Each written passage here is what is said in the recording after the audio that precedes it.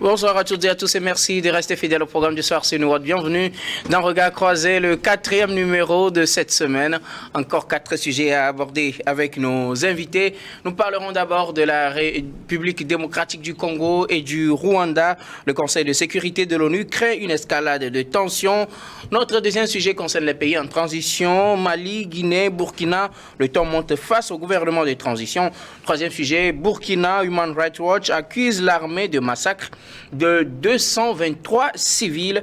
Et puis nous terminerons bien évidemment par le Togo. Élection, l'opposition peut-elle tirer son épingle du jeu? C'est notre interrogation. Et pour en parler ce soir, l'équipe du jeudi est au grand complet avec un léger changement. Credo Tété intègre donc cette équipe pour ce jeudi. Bonsoir Credo. Bonsoir Guillaume et bonsoir à tous ceux qui nous suivent. Merci d'avoir rejoint le plateau de jeudi. Pour ce jour, vous êtes journaliste et analyste politique. Merci d'avoir répondu à notre invitation.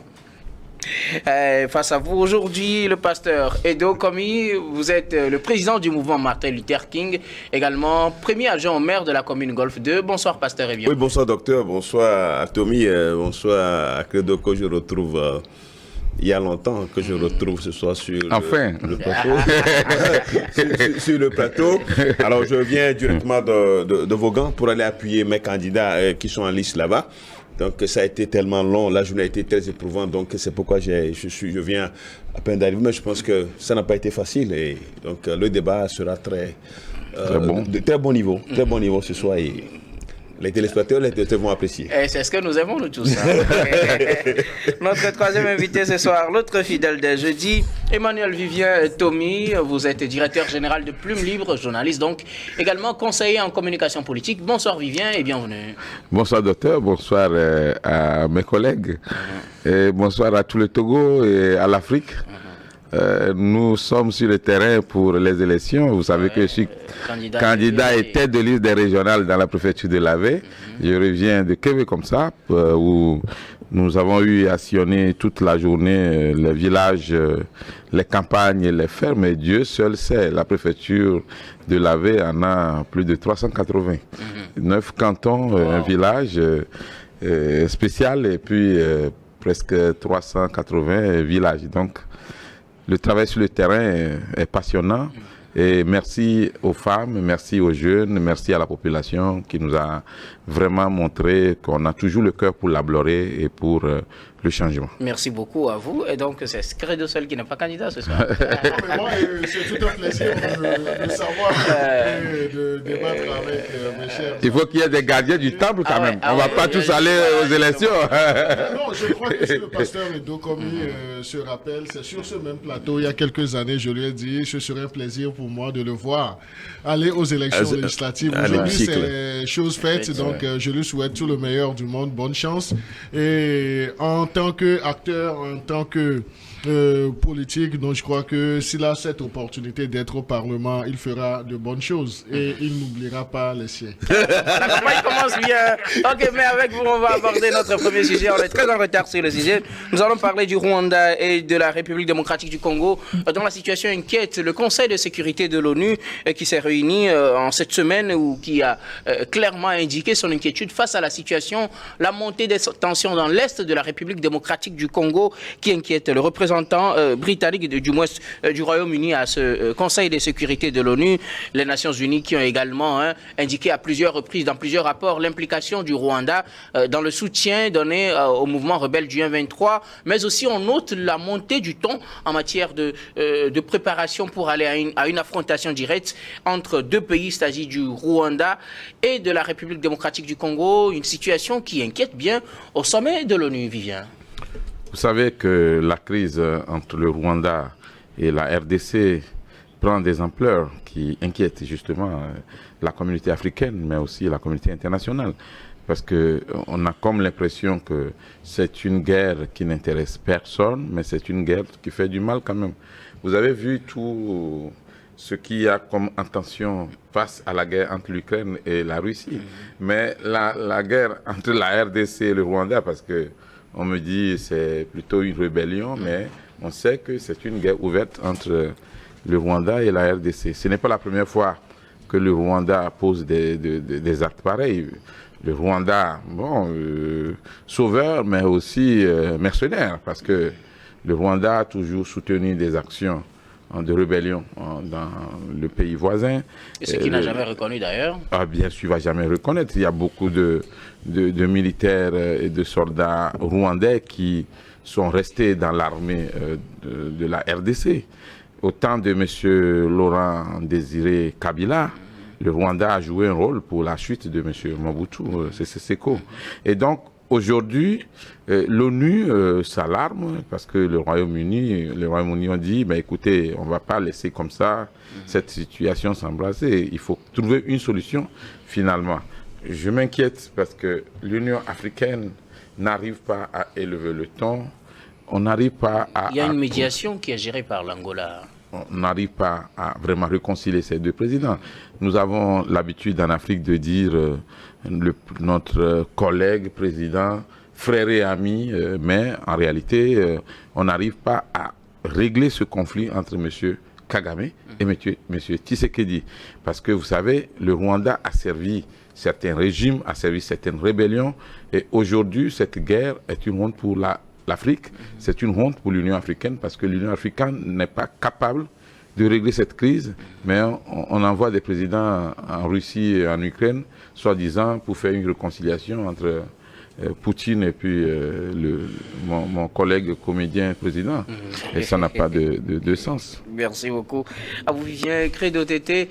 Le Conseil de sécurité de l'ONU s'inquiète de la situation entre le Rwanda et la République démocratique du Congo. On voudrait privilégier des solutions politiques. On pense que le tout militaire ne résoudra pas le problème. Oui, non, vu les positions qui sont assez tranchées entre la RDC et le Rwanda aujourd'hui, il va falloir aller beaucoup plus sur le terrain du dialogue, de la négociation. Il faut rapprocher les deux pays en facilitant, disons, les échanges entre les deux présidents. Parce que ça soit du côté de Félix Tshisekedi, on a même vu Félix Tshisekedi lorsque il faisait campagne pour sa réélection, donc il n'avait pas mâché ses mots, donc il avait lancé même des avertissements assimilables à des déclarations de guerre contre le Rwanda, parce qu'il continuait toujours d'accuser le Rwanda de servir de soutien au M23. Donc, à un certain moment, il y a aussi le silence. Est-ce qu'on peut dire le silence coupable ou bien le silence complice de M. Paul Kagame? Mais il faut dire que face aux positions assez tranchées des deux pays, l'impuissance de l'Union africaine s'est révélée, comme l'a dit Vivien Tomi. Et aujourd'hui, si le sujet se transporte au niveau du Conseil de sécurité des Nations Unies, ce n'est que dans l'ordre normal des choses, parce que à un niveau inférieur qui est l'Union africaine, je pense que toutes les voies ont été épuisées, et l'impuissance même de l'Union africaine balise le chemin au Conseil de sécurité des Nations Unies pour qu'il puisse se saisir du dossier. La situation l'Union africaine est impuissante. Elle a quand même mis en place un processus qui permet à l'Angola de gérer une médiation entre les deux pays. Depuis combien de mois ce processus, ce mécanisme est mis en place, et quels sont les résultats? On nous a dit qu'ils vont bientôt se rencontrer. Qu'ils vont bientôt se rencontrer. Donc nous sommes soit dans un futur proche ou bien dans un futur lointain, mais la situation est assez délétère sur le terrain. Donc on ne va pas s'inscrire dans un futur proche ou lointain pour dire que la situation va se décanter très bientôt. Quelles sont les actions que pose l'Union africaine pour rapprocher les deux positions qui sont aux antipodes? Mais on ne voit réellement cela si c'est maintenant qu'on envisage une certaine rencontre. Donc je crois que les discussions, la diplomatie de couloir devrait exceller beaucoup plus dans cette crise entre la RDC et le Rwanda. Le Conseil de sécurité des Nations Unies s'est auto-saisi, et le Conseil est aussi inquiet. Donc c'est là où c'est très préoccupant la situation qui se passe entre les deux pays. En tout cas, c'est préoccupant puisque le Conseil de sécurité des Nations Unies est inquiet de la situation. La mission des Nations Unies, justement, est priée de plier bagages. Dans l'est de la République démocratique du Congo, c'est la force de la SADC qui occupe le terrain, mais on craint une violence, une augmentation de la tension entre les deux pays, Rwanda et République démocratique du Congo, pasteur.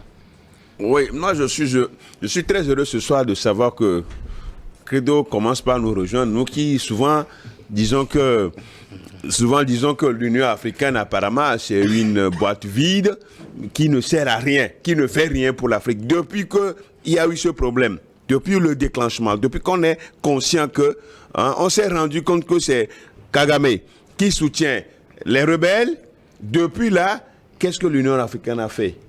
Des médiations. Médiation, ça a donné quoi? Credo même l'a dit, ça a donné quoi? Et ça va donner quoi dans un futur proche ou dans un futur lointain? Ça va donner quoi, Credo? Absolument, ça ne va rien donner. C'est pas Credo qui est l'Union africaine.